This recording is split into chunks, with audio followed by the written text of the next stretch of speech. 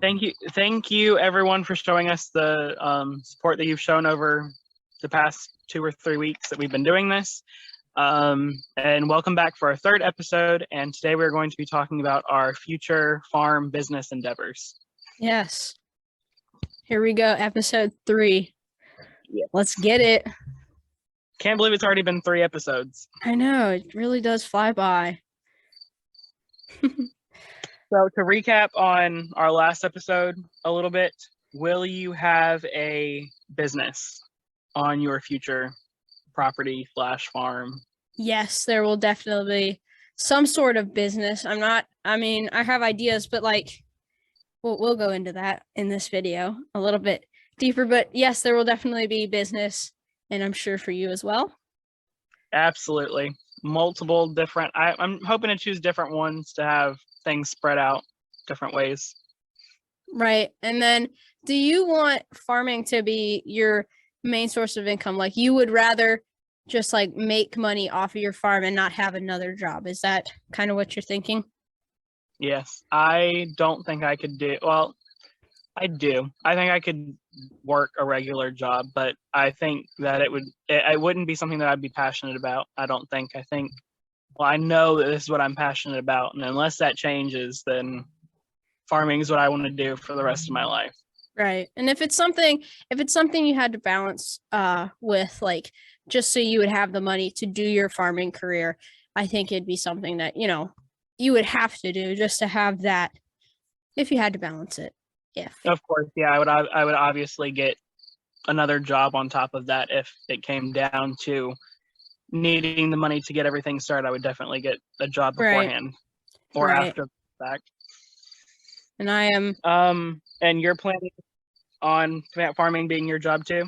Yeah, hopefully. I mean, if I've said it before, but I will work, till I get my farm. I will work my butt off till the day that I am rewarded with that farm. So it's definitely something that I will do. Yes, and it's amazing that we're so passionate about that. And I feel like we've already found our calling being so young. I feel like that's really cool that we have found it. It is cool because I know that there's a lot of kids our age that are like, oh, we're going to college, but what are you going to college for? It's something that I think a lot of kids are doing, but whereas for us, we know what our career will be and what path we're going to take. And I think that's good. That's reassuring because going into it that you're not searching for something, a dream, a goal, but you already have it. Yeah, that is absolutely right. Because so many people go to college and they're there for 2 or 3 years before they even know what they want to go forward with. And yeah, then they have a degree in as being a lawyer, and they turn around and they want to be a hairdresser or something just random like that. Yeah. And then you're paying on that for the rest of your life or until it's paid off. I mean, which is a long time. So to me, probably no college, just earn the money and go right to farming. I think I want to do a business degree, whether it's an online thing just for a business degree without having to do the rest of the college stuff. Right. And just be able to do a business degree. I think that would be perfectly fine because I do feel like a business degree is really important in the farming aspect of it, just so you know how to run things and actually a lot of things are common sense, but to be able to run things it would be useful because we're talking today about businesses that we're going to have, having that under your belt would be convenient. You already know how to kind of run one. So yeah, definitely. What ways are you planning on making an income on your farm? So different possible business ideas. So I want to do a farm stand for produce and stuff, and then because I'll be growing that. I'll be growing fruits and vegetables and all that stuff, but a farm stand for sure, maybe setting up at a farmer's market or something. I don't know. Doing fresh cut flowers as well. I know that that's something that I want to take on this year. I'm going to try to learn the skill of flowers and stuff. I don't know. I don't know how it'll work out. I'm hoping that it works out good and the flowers don't look like death, but I mean, we'll see. We'll see. It'll be an experience. And then probably I want honeybees, so I would be able to sell local honey. And I know that's something that people do like to buy. I know that we do. As a family, we like the local honey.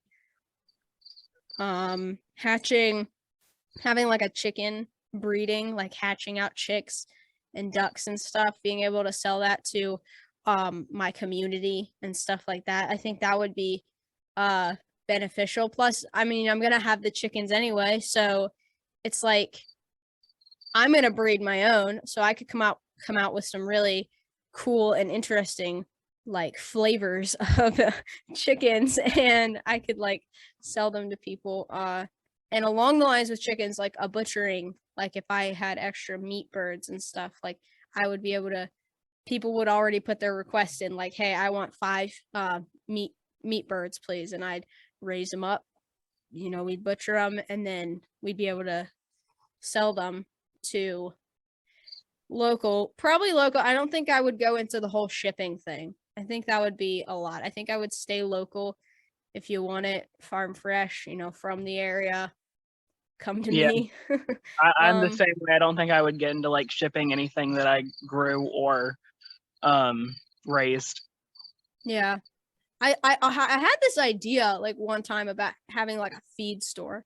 Like it was the most random, like just like, oh man, a feed store would be cool. Like you could just have like a feed store right there and it would be like a business per se, but probably not anymore. I mean, I think my main job is gonna be on the farm taking care of the animals, stuff like that. And along with animals, a petting zoo, because I'm gonna have so many animals. So like have a petting zoo so you could have kids come, you know, just I love petting zoos and I'm you know how old. I still love them. I think they're so much fun to go to. Yeah, of course. Petting zoos are always fun to go to. And with you, what you said with the thinking about doing a feed store, that would be an amazing idea. Even if it's not like a feed store and the type of what we're used to, maybe like you grow it on your farm and that's where the people would come to get their feed is your farm. Yeah. And you sell the feed that way. That would be an amazing. You can even do like a Tractor Supply setup, like you come in to get your feed, but also like in a bin you have like chicks that I hatched out, so you can come in and get your chicks per se, and that would be something I've thought of as just a business, using things that I have and providing for others, but also providing myself a possible income. So Yeah. just a couple ideas. But what are your ideas? What do you think you would have on your farm as business? I definitely want to sell like fruits and vegetables and seedlings, flowers, whether it's just plants or seedlings too, with flowers or So like kind of have like a greenhouse and you would have plants started for people or something like that. yeah, because a lot of people don't know how to start things from seed, and I'm lucky enough to know how to start things from seed without having to do the extra steps and things like that. Yeah, I think a greenhouse would be really cool. Really cool. Yeah, and sell started plants, fruit tree saplings. I think that would be really good, and a lot of people look for saplings of those trees all year long, and you really can only find them in like the big stores for a couple months out of the year. So unless you get them shipped, but shipping is a lot for the trees.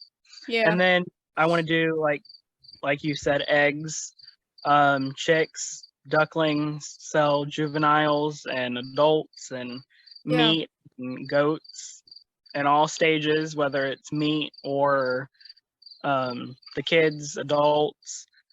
Same thing with sheep and turkeys and things like that.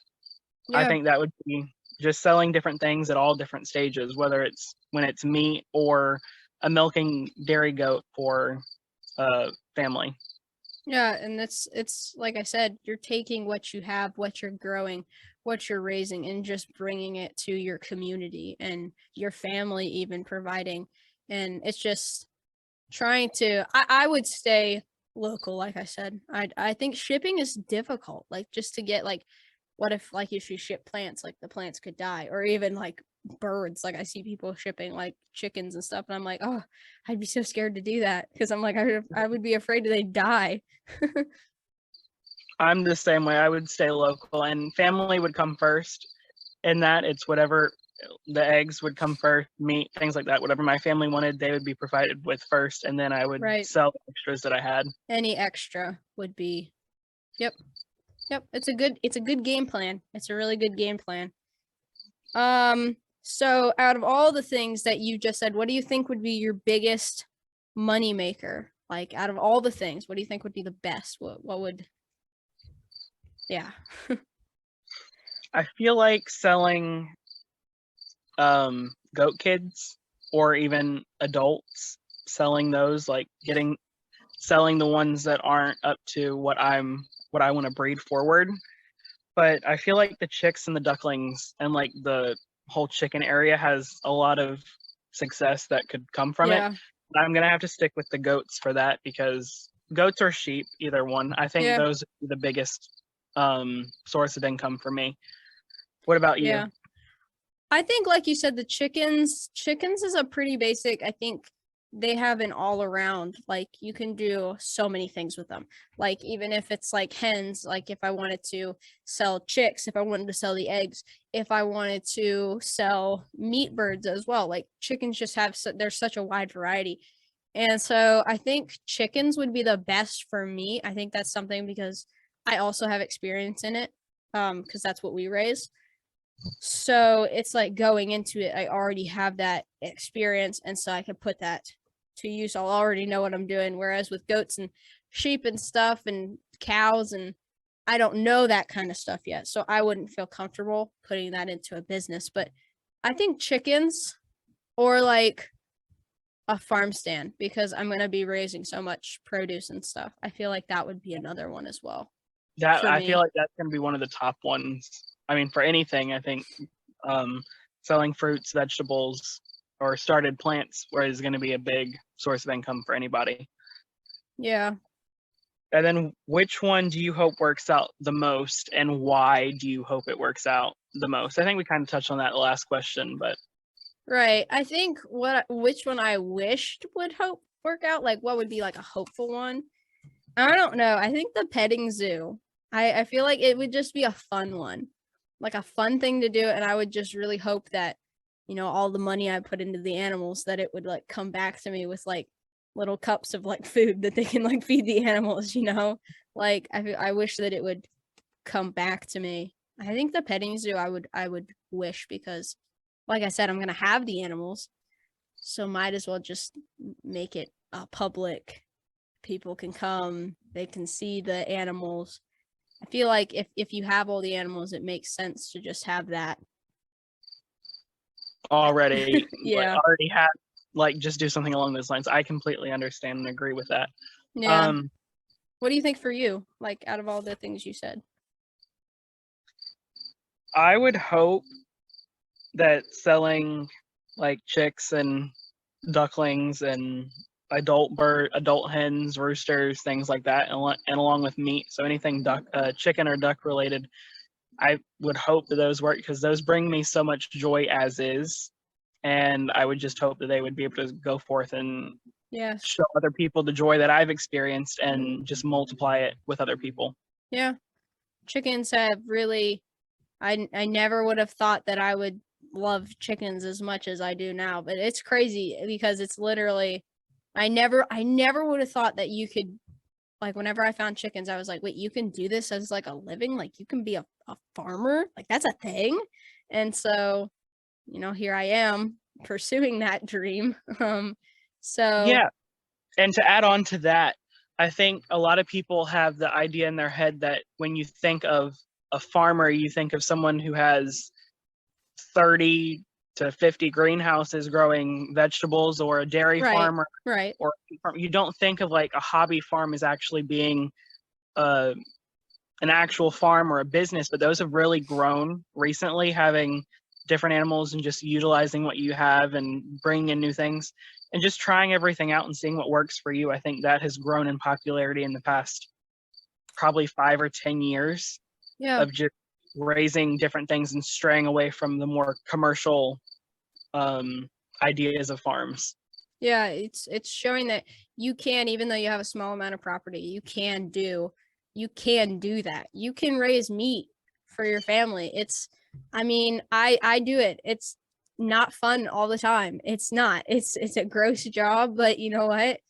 You're providing food fresh from your land, and just knowing that, I don't know, it just makes me feel so much better. Like just knowing that I raised this bird from a chick, and I know that I don't know, like I raised it up. I just think that that's so cool. Same with like chickens and like the eggs that you know that your birds are getting the bugs and the nutrients that they need and all that stuff. I think that it's just And you know nice that to they're know. cared for. You know that Yeah. they're cared for more than, I mean, they could be cared for, but the most the things you see are the bad situations. You don't really see the good situations in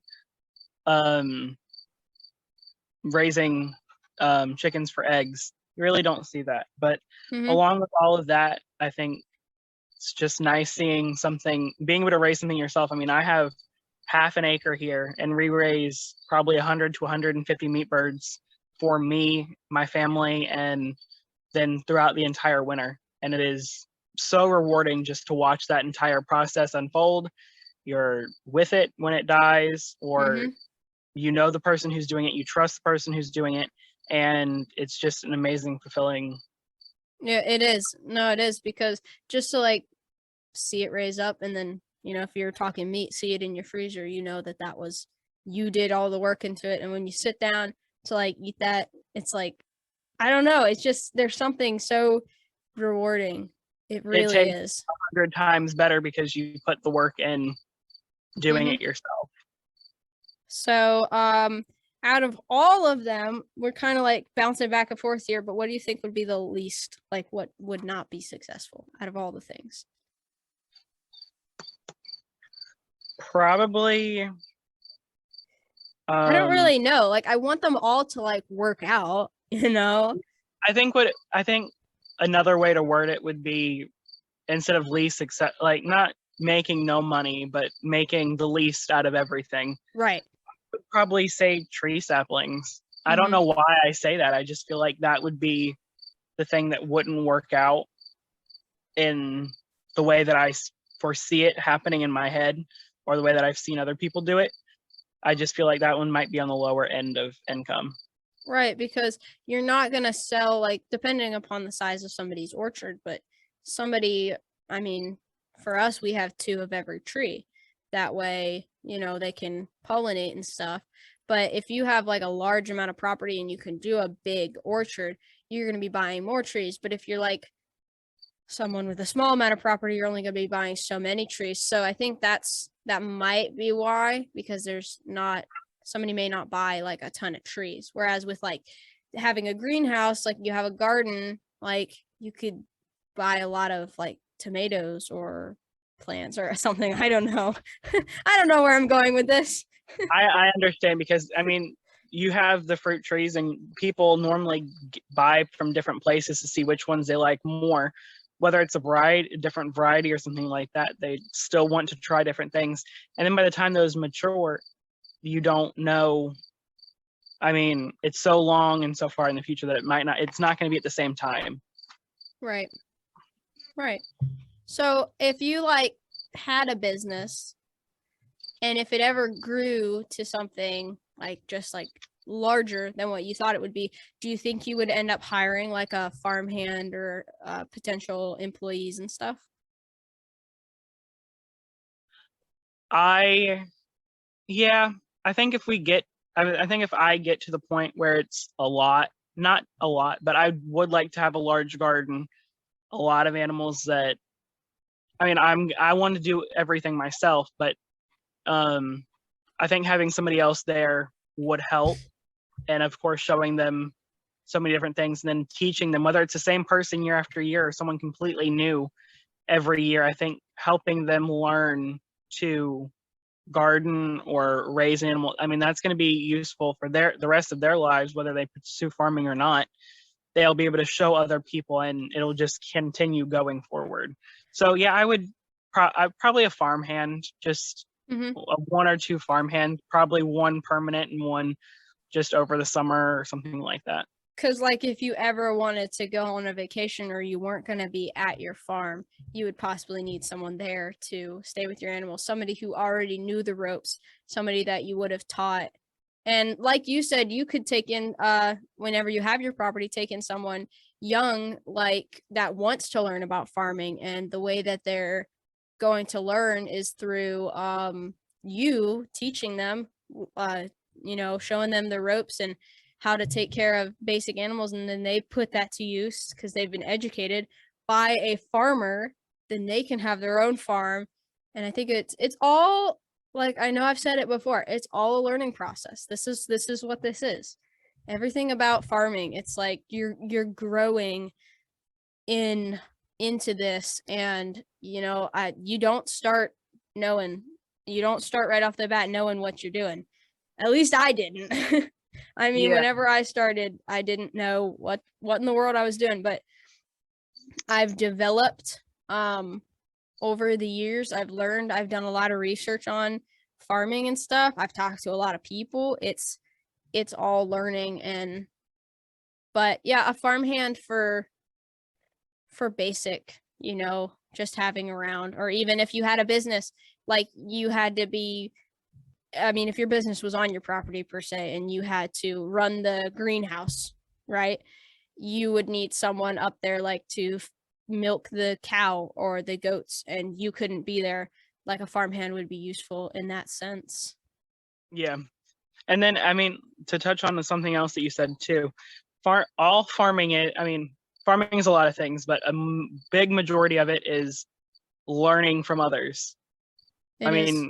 Whenever people first started farming, no one really knew what to do. You just did things that worked, and people learned along the way, and like no one knew how to milk a cow, and right, people eventually figured it out, and then they taught other people, and then here we are today, having people milking by hand or having milk machines that do a lot of the work for you. Right, and we have books. We have books written by farmers that have been passed down generation, and the skills have been passed down generation. I see farmers who are kids who are raised up as farmers, and they're gonna follow that legacy. It's really neat to see farming just grow. It is. It's really cool. It is, and then to watch more people, or for like farms to be in different generations of the family. Like your great grandfather started it, and you're going to continue it today, or your great grandfather is continuing it from his great grandfather, and it's just to see how things evolved. Generations of different. It is really cool. And to see how it changes. Like one thing with one generation might be the biggest source of income. The next generation, it could be something completely different, just because it's going based off the needs of the locals, if that's who you're selling to, and just doing things that work for each individual person. Right.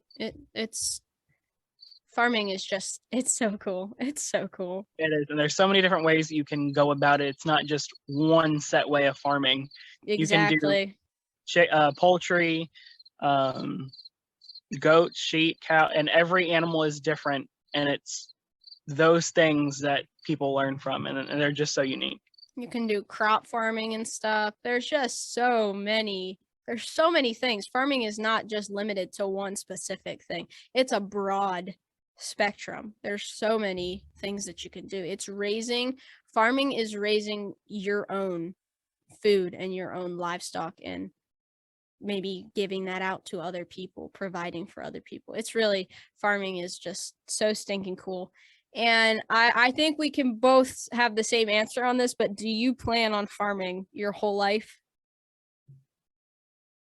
Yeah, I do. I see myself being an old man farming. I'll probably be scaling back over time, but then like kids or farmhands or whatever, you have people who help and pass it on.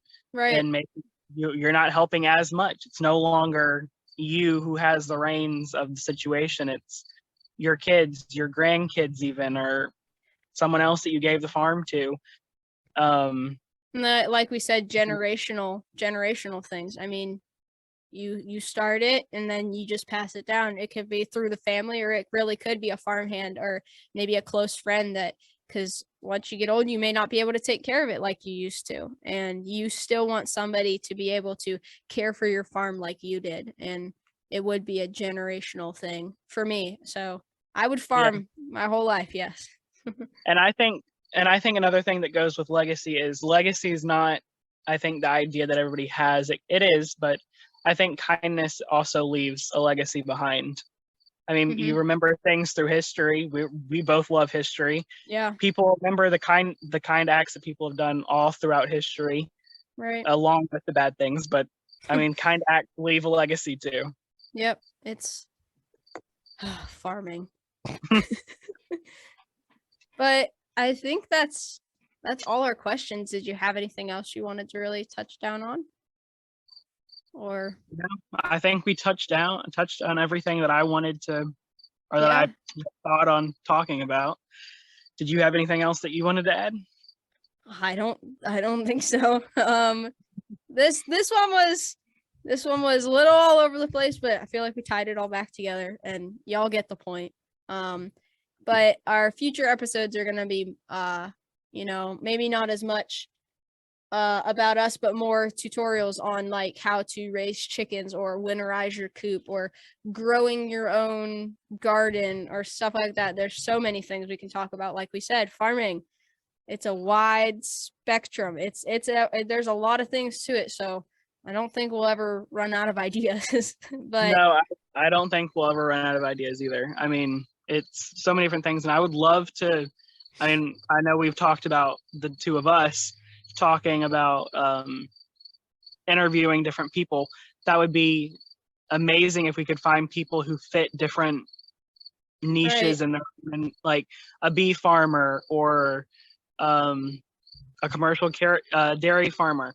Find people who do that and actually interview them and see why they've done things the way that they've done.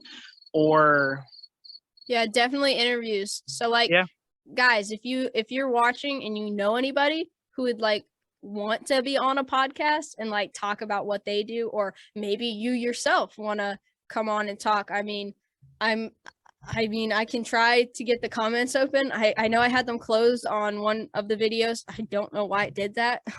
But if not, we have an Instagram link, so you can reach out to us. We also have an email. You can reach out to us.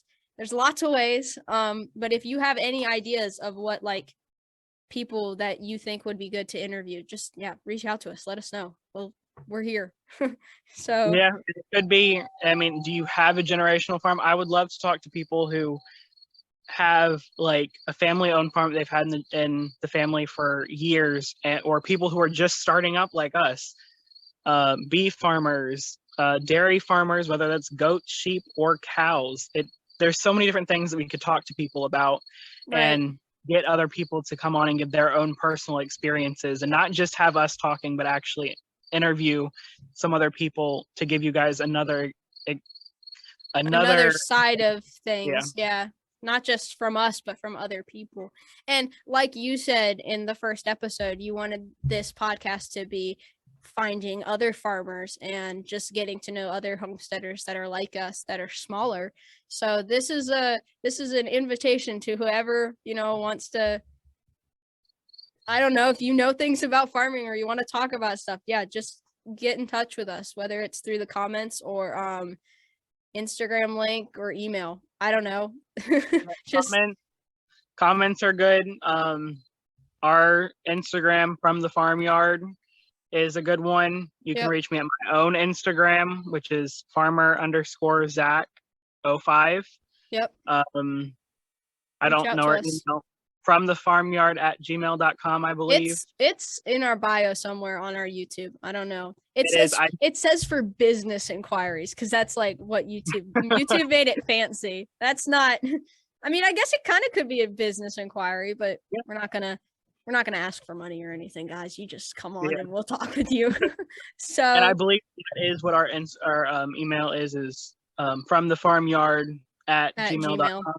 Yeah, And I think so. then, I mean, YouTube, Instagram, anything, reach out and we'll be happy to talk to you guys. And if you And- know anybody who wants to fill an empty spot or to go on a podcast, I mean, we can definitely work something out. Yeah, to make it easier for y'all, I can put some information in the description. And if it's not there, you know that I failed. I'm not the best at that all yet, but I'll try to figure it out for you. So I'll try to remind you. Yeah. But, all right. Yeah.